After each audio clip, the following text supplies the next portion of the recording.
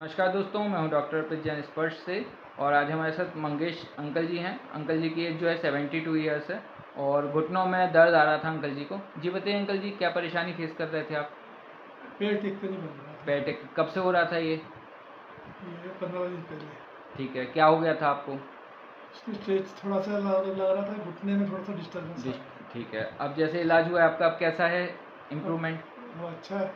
चल पा रहे हैं आप? सीढ़ियाँ चल चढ़ना पा रहा उतरना है, सब कुछ? सीढ़ी चढ़ रहे, वॉक ठीक कर है। रहे 20 मिनट अभी। जी। कार चला रहे। ठीक है, आप संतुष्ट हैं ट्रीटमेंट से? बहुत। आप कुछ बोल